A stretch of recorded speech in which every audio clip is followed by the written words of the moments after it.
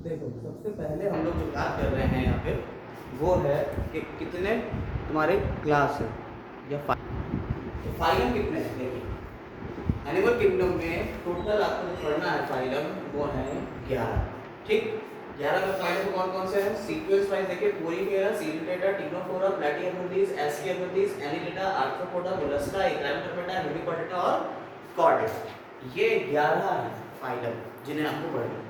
इसके बाद बात करें कि किस बेसिस पे हमने क्लासिफाई किया है एनिमल किंगडम को क्लासिफाई कर रहे हैं, तो किस बेसिस पे क्लासिफाई करेंगे। तो क्लासिफाई करते हैं level of organisation, on the basis of level of organisation. ये कितने तरह का हो सकता है, ये 3 तरह का लेवल ऑफ ऑर्गेनाइजेशन हो सकता है। या तो सेलुलर लेवल होगा, या टिश्यू लेवल हो सकता है, या ऑर्गन लेवल हो सकता है। सेलुलर लेवल में आपका आ जाएगा पोरीफेरा, पोरीफेरा में जो है वो आपका कैसा होता है cellular level of body organisation. Tissue level में आ जाएगा सीलेंट्रेटा, और उसके बाद शुरू हो जाएंगे हमारे organ level of body organisation. ठीक, बॉडी प्लान की बात करी जाए तो सेल एग्रीगेशन, यानी कि सेल जो है सारे के सारे एग्रीगेट हैं, या ब्लाइंड सैक प्लान। ठीक है, सेल एग्रीगेशन इसमें क्या आ जाएगा सेल एग्रीगेशन, सारी की सारी सेल जो थी ये एग्रीगेट थी, एक गुच्छा बना। दूसरा क्या आ जाएगा blind sac plan. Blind sac क्या होता है, ब्लाइंड सैक का मतलब है जैसे आप सीलेंट्रेटा में देखते हैं कि एक ओपनिंग है, ठीक है, और इसी से ही एक्सक्रीशन और इसी से ही न्यूट्रिशन के लिए एंट्री भी हो रही है, एग्जिट भी हो रहा है। तो सिर्फ एक ओपनिंग में कहते हैं ब्लाइंड सैक प्लान। और अगर हम अपनी लोगों की बात करें तो देखिए हमारे अंदर ये एक डाइजेस्टिव सिस्टम का जैसे पार्ट में होते हैं, तो हमारे अंदर क्या होता है कि ये डाइजेस्टिव सिस्टम इधर से शुरू होएगा, ठीक, ये गया और इससे पूरा आपका एक्सक्रीशन तक ये पूरा ऐसे जाएगा, डाइजेस्टिव सिस्टम पूरा हो गया। यानी कि यहाँ से बक्कल कैविटी से ये शुरू हो रहा है और यहाँ से पूरा जा रहा है, तो ये एक पूरी ट्यूब हो गई। और इसके आसपास आपके लंग्स हो गए, लिवर हो गया, ये एक दूसरी कैविटी है। यानी ट्यूब, एक ट्यूब पड़ी हुई है विद इन अ ट्यूब, ठीक है। तो तीसरा कौन सा हो गया tube with in a tube, ठीक है। तो tube with in a tube ये इस तरीके का बॉडी प्लान हो सकता है। बॉडी सिमेट्री की बात करी जाए तो 3 तरीके की बॉडी सिमेट्री हो सकती है। बॉडी सिमेट्री है क्या, आप किसी बॉडी को लीजिए और काटिए, तो बॉडी को काटने पे अगर एक ही प्लेन में कट रही है, एक बार बस बराबर बराबर कट रही है, तो उसे कहेंगे बाइलेटरल सिमेट्रिकल। हर बार काटिए और हर प्लेन में ये बराबर बराबर कटती चली जाए तो कैसे हो जाएगी रेडियली सिमेट्रिकल। और अगर आप एक बार भी काटिए और ना कटे तो क्या कर जाएगी असिमेट्रिकल। तो क्या होगी बॉडी सिमेट्री एसिमेट्रिकल, ठीक है, दूसरी रेडियली सिमेट्रिकल, ठीक है, और तीसरी बाइलेटरली, ठीक है। तो ये आपकी 3 तरह की बॉडी सिमेट्री होगी। कितनी तरह की होगी 3 तरह की। एसिमेट्रिकल अगर कतई नहीं कटेगा, रेडियली सिमेट्रिकल यानी कि हर प्लेन में कटता चला जा रहा है इक्वल हाफ में, आधे आधे में। और अगर एक बार जैसे हम लोग हैं, अगर एक बार काटे जाएंगे तो बराबर बराबर, उसके बाद नहीं काटे जाते, प्रॉन है उसमें ऐसा होता है, ठीक है। तो ये जर्म लेयर की बात करी जाए, जर्म लेयर क्या होती है, देखिए जब कभी कोई एम्ब्रियो से आपकी ऑर्गेनिज्म बन रही है तो उस एम्ब्रियो में कुछ जर्म लेयर बनती है, ठीक है। जर्म लेयर क्या होती है, जब हम किसी एम्ब्रियो से किसी ऑर्गेनिज्म को बनाने की बात करते हैं तो यहाँ जर्म लेयर बनती है। और वैसे हम लोगों में 3 बनती हैं। कौन कौन सी होती है, एक्टोडर्म, मीसोडर्म और एंडोडर्म, ठीक, कोई दिक्कत। लेकिन अगर ये 2 बन रही है सिर्फ एक्टोडर्म और मीसोडर्म, अच्छा एक्टोडर्म से पूरे ऑर्गन्स बनेंगे, आपके कोई बॉडी के सारे ऑर्गन बनेंगे, बॉडी पार्ट बनेंगे, जैसे कि आपने कहा स्किन बन रही है या हार्ट बन रहा है, तो इस तरह से ही मीसोडर्म से भी बनेंगे और एक्टोडर्म से भी बनेंगे। यानी पूरी बॉडी इन 3 लेयर से बनेगी। और ये लेयर्स कब है, जर्मिनेशन के टाइम पे है, यानी गैमेट से जब आप आगे बढ़ रहे थे, जर्मिनेट कर रहे थे, बड़े हो रहे थे, तब ये 3 लेयर बनी।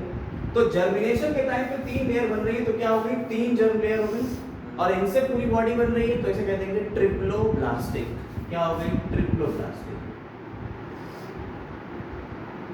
ज्यादातर ऑर्गेनिज्म कैसे होंगे? ट्रिप्लोब्लास्टिक। लेकिन भाई साहब शुरू वाले दो होंगे वो कौन से हो जाएंगे? डिप्लोब्लास्टिक। इसमें बीच में मीजोडर्म नहीं बनेगी, एक्टोडर्म और एंडोडर्म ही रहेगी। अगर एक्टो और एंडो ही रहेगी तो उसे क्या कहते हैं? डिप्लोब्लास्टिक। क्लियर है? बात क्लियर है? यानी कि 2 जर्म लेयर से बन रही है तो डिप्लोब्लास्टिक, 3 जर्म लेयर से बन रही है तो ट्रिप्लोब्लास्टिक। पोरीफेरा में बीच में एक और लेयर मिलती है जिसे क्या कहते हैं? मीजोहिल। क्या कहते हैं? मीजोहिल लेयर कहते हैं। पोरीफेरा में मिलती है ये मीजोहिल। लेकिन ये जर्म लेयर से नहीं बन रही है, इसमें सेल्स होती हैं जो कि अलग अलग टाइप के फंक्शंस करती हैं, लेकिन ये जर्म लेयर से नहीं बन रही। पोरीफेरा के साथ बात है तो मीजोहिल लेयर मिल रही है इसमें बीच में।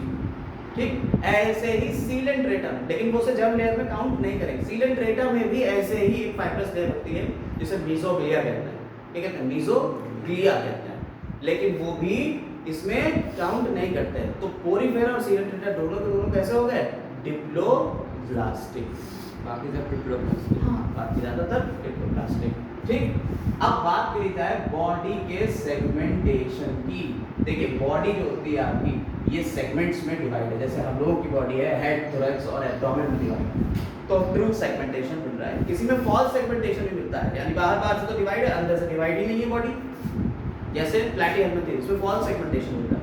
जिनमें सेगमेंटेशन मिलता है जैसे कि हमारा केचुआ हो गया, अर्थवर्म हो गया, यानी एनीलिडा में आपको देखने को मिलेगा सेगमेंटेशन, तो उसमें ट्रू सेगमेंटेशन मिल रहा है। इसे कहते हैं मेटामेरिज्म। ट्रू सेगमेंटेशन को क्या कह रहे हैं हम? मेटामेरिज्म कह रहे हैं। अच्छा, जर्म लेयर में एक बात छोटी सी छूट गई है। आपसे हमने कहा कि एक्टोडर्म है, फिर मीजोडर्म है और फिर एंडोडर्म। ये मीजोडर्म बनती कैसे? एंडोडर्म से ही बनती है मीजोडर्म। ठीक है, यहां पे 2 तरीके की आपकी कैविटी होगी। जो मीजोडर्म है वो कैसे 2 तरीके की हो सकती है? कौन कौन सी हो सकती है बताया था हमने। देखो यहाँ पे ट्यूब विद इन ट्यूब वाले में 2 बातें ट्यूब विद इन ट्यूब क्या थी? यहाँ पे ट्यूब विद इन ट्यूब में हमने आपको बताया था कि अगर देखिए जब हमारा एम्ब्रियोनिक डेवलपमेंट हो रहा होता है, क्या हो रहा होता है? Embryonic development. तो जब एम्ब्रियोनिक डेवलपमेंट हो रहा होता है तो देखिए सबसे पहले देखिए क्या बनता है? जाइगोट होता है। जाइगोट से एक छोटा सा स्ट्रक्चर बनता है जिसे मॉरुला, और मॉरुला से बनता है ब्लास्टुला, और ब्लास्टुला जो है ना इसके अंदर एक कैविटी होती है ब्लास्टोसिस्ट। ये कुछ इस तरीके से होती है, ये ऐसे करके स्प्लिट करके यहाँ ये ब्लास्टोपोर कहलाता है। ब्लास्टोपोर अगर इस ब्लास्टोपोर से पहले माउथ डेवलप हो, ठीक है, अगर पहले क्या डेवलप हो रहा है? माउथ डेवलप हो रहा है, तो ऐसी ऑर्गेनिज्म क्या कहलाती हैं? प्रोटोस्टोम्स कहलाती हैं। और अगर पहले एनस डेवलप होगा तब ऐसी ऑर्गेनिज्म क्या कहलाती हैं? ड्यूटेरोस्टोम्स। ये याद रखिएगा, प्रोटोस्टोम्स क्या होते हैं और ड्यूटेरोस्टोम्स क्या होते हैं। ये बात आपको ध्यान देने वाली है कि अगर माउथ डेवलप हो रहा है पहले किससे? ब्लास्टोपोर से, ठीक है, तो क्या हो जाएगा? प्रोटोस्टोम्स। और अगर एनस डेवलप हो रही है पहले तो ड्यूटेरोस्टोम्स। क्लियर हो गई बात? ये बात याद रखिएगा। ठीक, अब बात करते हैं आगे सीलोम की, बॉडी कैविटी या सीलोम। तो अभी हमने आपको बताया कि जर्म लेयर हमारी 3, एक्टोडर्म बाहर वाली, फिर मीजोडर्म बीच में, और सबसे अंदर वाली कौन सी होती है? एंडोडर्म होती है। सबसे अंदर वाली एंडोडर्म। तो एक्टोडर्म, मीजोडर्म और एंडोडर्म, ये 3 जर्म लेयर होगी। आपकी जो मीजोडर्म है, इस मीजोडर्म में एक कैविटी देखिए, जैसे ये है एक्टोडर्म हो गई, ये मीजोडर्म हो गई, इसके बाद एक कैविटी मिलेगी अंदर सीलोम, और फिर एंडोडर्म मिलेगी। ये पूरी लेयर है, ठीक है। मीजोडर्म में एक कैविटी मिलती है, मीजोडर्म में एक कैविटी मिलती है। अगर मिल रही है तो, अगर कैविटी मिल रही है तो ऐसे ऑर्गेनिज्म कहलाएंगे सीलोमेट। क्या कहलाएंगे? सीलोमेट। और अगर ये मीजोडर्म में कैविटी नहीं मिल रही है तो क्या कहलाएंगे? ए सीलोमेट। क्लियर है? सीलोमेट और ए सीलोमेट। क्लियर? और अगर यहां पैचेस की फॉर्म में मिल रही है, अगर यहां पैचेस की फॉर्म में मिल रही है, तो अगर यहां पैचेस की फॉर्म में मिल रही है तो इसे कहते हैं स्यूडो सीलोमेट। क्या कहते हैं? Pseudo coelomate. क्लियर? तो दिक्कत नहीं। अब ये कैविटी बनती कैसे? अगर सीलोमेट है यानी सीलोम मिल रही, बॉडी कैविटी मिल रही है तो कैसे होगी? सीलोमेट अगर है तो सीलोमेट दो तरीके के हो सकते हैं। यहां दो कंडीशन आती है, शाइजोसीलोम, शाइजोसीलोम और एंटेरोसीलोम। शाइजोसीलोम में कैसे बनेगी, ये सीलोम बनती कैसे, उसके बेसिस पे बताया गया है कि ये शाइजोसिलिक है या एंटीरोसिलिक है। ठीक है, तो देखिए ये एक्टोडर्म है, ये मीजोडर्म। मीजोडर्म में क्या हो रहा है? बनती सीलोम मीजोडर्म से है, ये याद रखिएगा। सीलोम जो बॉडी कैविटी आपके अंदर बन रही है, तो ये बॉडी कैविटी है क्या? बेसिकली समझिएगा, सीलोम यानी कि बॉडी कैविटी ये है। सीलोम यानी बॉडी कैविटी को है, जैसे कि आपने कहा कि आपकी बॉडी है, इस बॉडी में आपके लंग्स भरे हुए हैं और लंग्स के ही बीच में एक ट्यूब डली हुई है। तो यानी वो जो ट्यूब है, जो एलिमेंट्री कैनाल है, जिसे गट बोल रहे हैं, उसको हटा दो। उसके बाद जो बाहर स्पेस मिल रहा है वो सारा स्पेस क्या है? बॉडी कैविटी या सीलोम कहलाता है।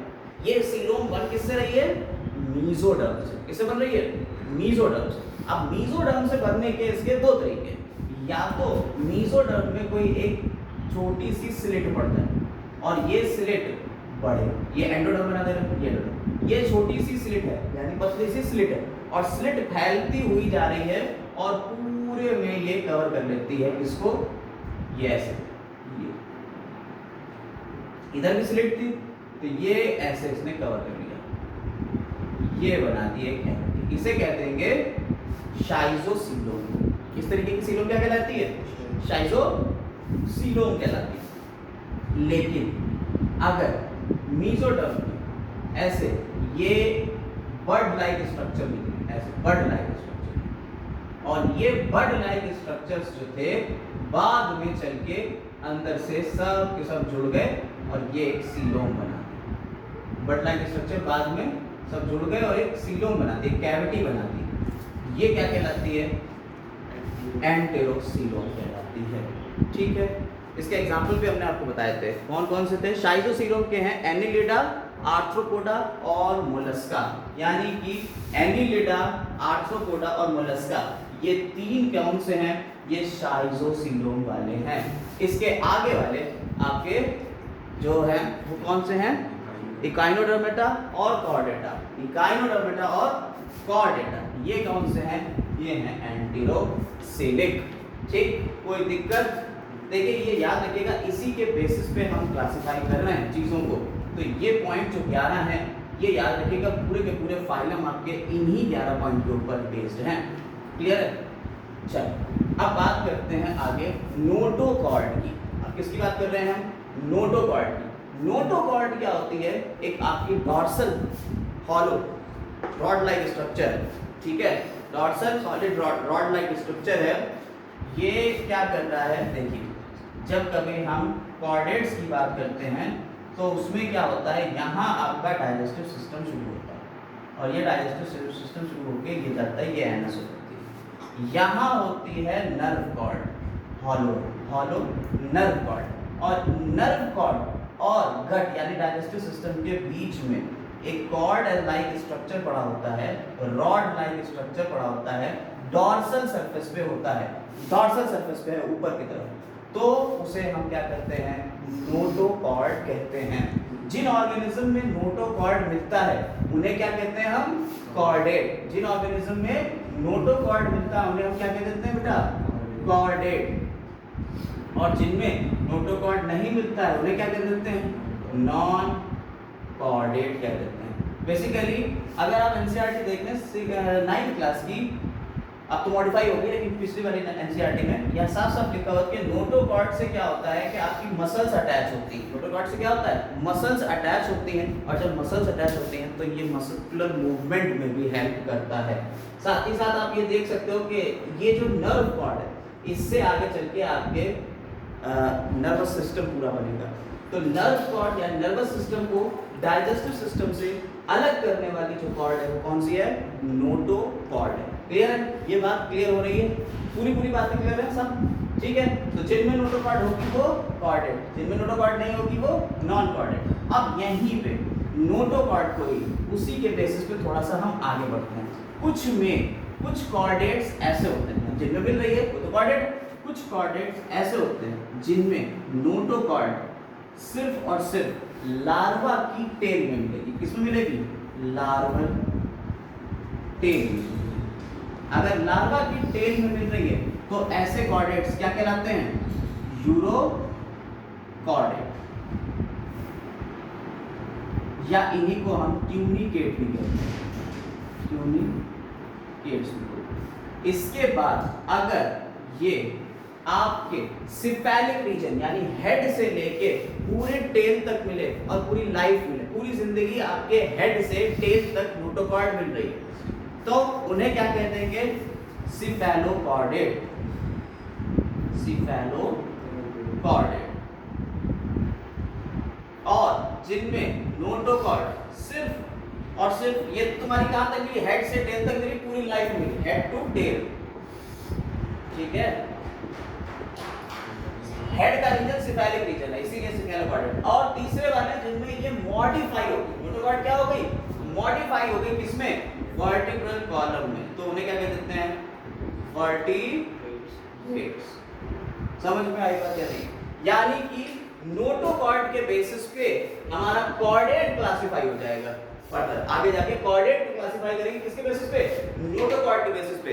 वैसे हमने कह दिया कि नोटोकॉर्ड अगर है तो कॉर्डेट, नहीं है तो नॉन कॉर्डेट।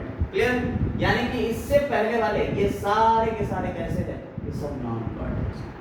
हेवी कॉर्डेट है यानी उसमें कॉर्डेट से कुछ कैरेक्टरिस्टिक्स मिल रहे हैं, जैसे गिल्स वगैरह मिलने लगा है, डाइजेस्टिव सिस्टम कंप्लीट होने लगा, ठीक है, ब्रेन वगैरह थोड़ा सा मिलने लगा। तो ये सारी चीजें आपकी हो गई नोटोकॉर्ड से रिलेटेड। कोई दिक्कत इसमें नहीं। अब आते हैं किस पे, डाइजेस्टिव सिस्टम के ऊपर। देखिए आपका जो डाइजेस्टिव सिस्टम होता है आपका जो अपना, उसमें माउथ टू एनस पूरा डाइजेस्टिव सिस्टम मेंटेन, ठीक है। जैसे बक्कल कैविटी होती है, फिर फेरिंग्स आता है, फिर उसके बाद आपका लैरिंग्स नहीं आता है इसमें, बक्कल कैविटी, फेरिंग्स, फिर ईसोफेगस, फिर क्या आता है, फिर स्टमक आ गया, फिर स्मॉल इंटेस्टाइन और फिर लार्ज इंटेस्टाइन, और फिर आ गया लास्ट में लार्ज इंटेस्टाइन का लास्ट पार्ट है वो एनस है। यानी कि माउथ टू एनस पूरा डाइजेस्टिव सिस्टम मिल रहा है।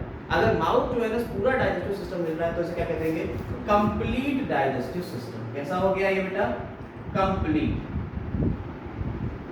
और अगर माउथ टू एनस पूरा नहीं मिल रहा है तो उसे क्या कह देंगे हम, इनकम्प्लीट कह देंगे। जैसे अभी हमने ब्लाइंड सेट वाले में बताया, हमने क्या बताया, देखिए जैसे हाइड्रा होता है, हाइड्रा की सेम यही कंडीशन होती है बेचारा की, बड़ा मासूम होता है। हाइड्रा ऐसे चिपका होता है, ठीक है, ये इसका माउथ है, माउथ के आसपास टेंटिकल्स है, ठीक है, और यहीं से ये खाना को अंदर ले रहा है, ये इसकी गैस्ट्रोवेस्कुलर कैविटी, ठीक, सीरेट्रॉन कहला रही है, इसमें खाना जा रहा है, डाइजेस्ट हो रहा है, एक्स्ट्रा सेलुलर और इंट्रासेलुलर दोनों डाइजेस्ट हो गया, डाइजेशन के बाद फिर ये बाहर निकालते जाते हैं यहीं से बाहर। यानी कि माउथ भी यही है और उसके बाद यही एनस की तरह भी बिहेव कर रहा है। तो जिसमें माउथ और एनस की एक ही ओपनिंग हो वो क्या कहलाएगा, इनकम्प्लीट डाइजेस्टिव सिस्टम। और जिसमें माउथ एनस की ओपनिंग अलग अलग हो उन्हें क्या कह देंगे हम, कंप्लीट डाइजेस्टिव सिस्टम कहते हैं। ठीक, कोई दिक्कत इसमें नहीं। अब आ जाते हैं सर्कुलेटरी सिस्टम के ऊपर। सर्कुलेटरी सिस्टम की बात अगर करी जाए, अच्छा डाइजेशन भी दो तरीके का है, एक्स्ट्रा सेलुलर और इंट्रा सेलुलर, ठीक है। डाइजेशन भी दो तरीके का, एक्स्ट्रा सेलुलर और इंट्रा सेलुलर। एक्स्ट्रा सेलुलर यानी कि बॉडी के बाहर हो रहा है, आपके अंदर कैसा डाइजेशन होता है, एक्स्ट्रा सेलुलर के इंट्रा सेलुलर? सेल के अगर बाहर हो रहा है तो एक्स्ट्रा सेलुलर, सेल के अंदर हो रहा है तो इंट्रा सेलुलर।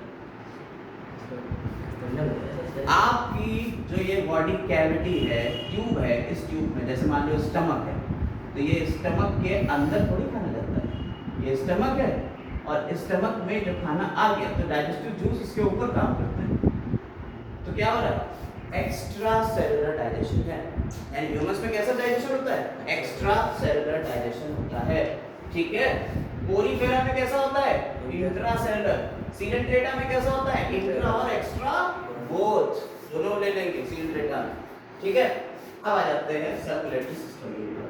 देखिए अगर आप अपने सर्कुलेटरी सिस्टम की बात करें तो आपके पास ये हार्ट है, इस हार्ट से ये ट्यूब्स निकली हुई हैं, ये लेके आ रही है ब्लड को इधर से, कहाँ से, ये बॉडी से लेके आ रही है, ठीक, बॉडी से लेके आ रही है और ये हार्ट से लेके आ रही है। उसके बाद क्या होता है, फिर ये एओर्टा के थ्रू पूरे हार्ट से जो है ब्लड पंप हो जाता है, ऑक्सीजनेटेड और डीऑक्सीजनेटेड ब्लड जो है ये कहाँ पहुंच जाता है, ये आपको पहुंच जाता है लंग्स में। इसी तरह से सर्कुलेशन पूरा होता है, यानी कि सारा का सारा ब्लड इन ट्यूब्स में बह रहा है। ब्लड जो है वो किसमें बह रहा है, इन ट्यूब्स में बह रहा है। ऐसा नहीं कि ब्लड के अंदर ही सारे ऑर्गन बात कर रहे हैं, ऐसा नहीं, ऑर्गन्स के पास जाता है ब्लड और फिर उसको जो है वो मिल जाता है। ये नहीं होता है कि ऑर्गन डूबे हुए हैं ब्लड में, ऐसा तो नहीं है। तो अगर ऑर्गन डूबे हुए नहीं होते हैं तो सर्कुलेटरी सिस्टम या ब्लड का जो सिस्टम है, इस सर्कुलेटरी सिस्टम को क्या कह देते हैं हम, क्लोज।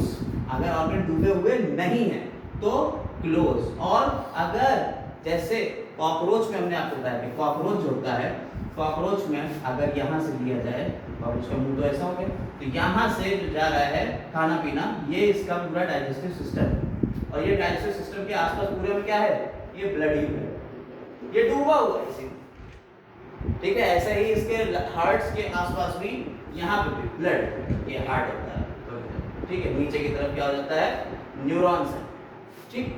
तो ये पूरे सारे ऑर्गन किसमें, ब्लड में बात कर रहे हैं, तो इसे क्या कहते हैं, ये open blood vascular system. Open, open जो है याद रखिएगा, हेमा के बाल खुले रहते हैं, ओपन, ठीक है।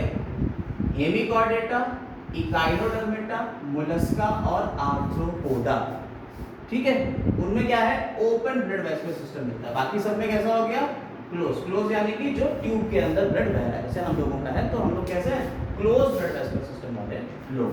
अब बात करते हैं यहीं पे इसके डेवलपमेंट की और फर्टिलाइजेशन।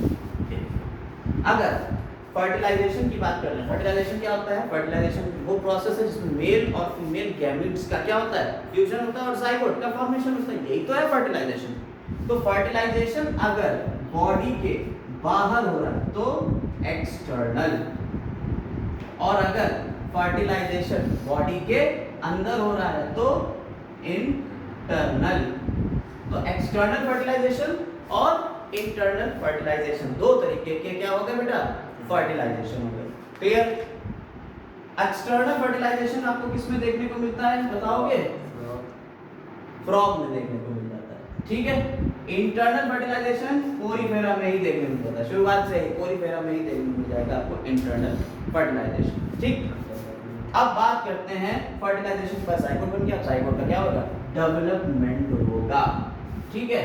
अगर डेवलपमेंट में जैसे आपका जो भी उसका ऑर्गेनिज्म निकला है, बेबी है, वो बेबी अगर एडल्ट से रिजेंबल कर रहा है, अगर एडल्ट के जैसा ही है, तो इस तरीके का डेवलपमेंट क्या कहलाएगा, किस तरीके का, इस तरीके का डेवलपमेंट जो एडल्ट से रिजेंबल कर रहा है, तो डायरेक्ट डेवलपमेंट। जैसे आप लोग हैं, ठीक है, हम सभी लोगों के जो बच्चे होते हैं वो बच्चे अपने पेरेंट्स से डायरेक्ट एडल्ट से रिजेंबल कर रहे हैं, बिल्कुल वैसे ही तो दिखते हैं जैसे एडल्ट होते हैं वैसे बच्चे, तो इसे क्या कह देंगे हम, डायरेक्ट डेवलपमेंट। कोई लार्वा तो नहीं निकल रहा, लेकिन अगर हम मच्छर की बात करें तो मच्छर में क्या होता है, एक लार्वा निकलता है, मच्छर में क्या निकलता है, लार्वा निकलता है, तो लार्वल स्टेज आ रही है। अगर लार्वल स्टेज आ रही है तो इस तरीके का डेवलपमेंट क्या कहलाएगा, इनडायरेक्ट डेवलपमेंट कहलाएगा।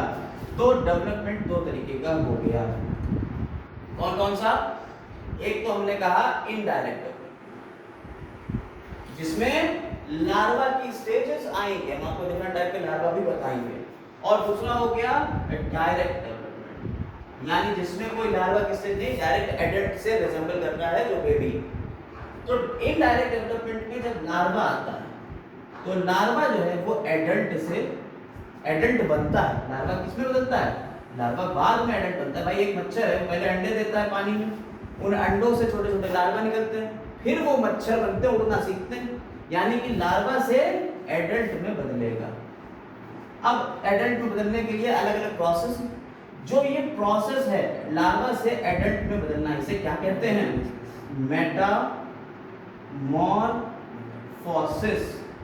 क्या कहते हैं? मेटामॉर्फोसिस कहते हैं। लार्वा से एडल्ट में बदलने को क्या कहते हैं बेटा? मेटामॉर्फोसिस कहते हैं। ये मेटामॉर्फोसिस दो तरीके की होती है। यस,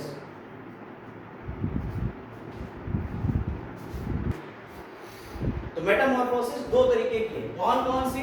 एक है प्रोग्रेसिव और दूसरी रेट्रोग्रेसिव। जैसे आप अगर हेवी इधर आता है यूरोकॉर्डेट्स, यूरोकॉर्ड यूनिकेट, तो यूरोकॉर्डेट में ये बहुत अच्छे से देखने को मिलती है। रेट्रोग्रेसिव, रेट्रोग्रेसिव का मतलब क्या होता है पहले ये देख लें फिर आगे बढ़े। रेट्रोग्रेसिव का मतलब है कि भाई लार्वा बहुत तेज था और उसका एडल्ट ढीला ढाला था। लार्वा तेज है और एडल्ट ढीला ढाला, तो क्या हुआ? लार्वा के कैरेक्टर एडल्ट से ज्यादा इंप्रूव्ड है। एडल्ट सीडेंटरी है, जाके कहीं चुप के बैठ जाता है, लेकिन लार्वा चलता रहता है, कोई भी रंग देखिए लार्वा चल रहा है और बाकी एनिमल्स जो एडल्ट है वो जाके चिपक जा रहे हैं कहीं सबस्ट्रेटम से। तो अगर ऐसी कंडीशन है कि लार्वा ज्यादा एक्टिव और एडल्ट कम है, यानी लार्वा से एडल्ट बनते हुए फीचर्स कम हो रहे हैं, तो रिग्रेशन हो रहा है, कमी आ रही है, इसे क्या कहते हैं? Retrogressive Metamorphosis. और अगर लार्वा से एडल्ट बनते हुए फीचर्स बढ़ रहे हैं, जैसे आपने कहा कि साहब मच्छर का लार्वा है वो पानी में है और पानी से जब वो बाहर निकलेगा तो उड़ने लगा, फीचर बढ़ गए, तो अगर बढ़ रहे हैं तो इस तरीके की मेटामॉर्फोसिस क्या कहलाती है? प्रोग्रेसिव मेटामॉर्फोसिस कहलाती है। तो ये कुछ पॉइंट्स हैं जिनके बेसिस पे हम क्लासिफाई कर रहे हैं, ऑन द बेसिस, इसके बेसिस पे क्लासिफाई करेंगे हम किसको?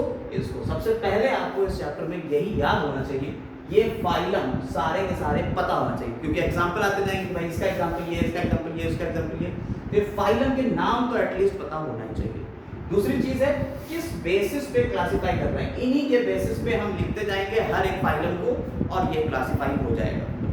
ठीक है, चलिए ये तो सारी बातें हो गई हमारी जनरल कि किस बेसिस पे या क्या हो रहा है क्लासिफिकेशन की। एनिमल किंगडम के क्लासिफिकेशन का एक जनरल सिनेरियो ये था। अब बाकी चीजें नेक्स्ट वीडियो में।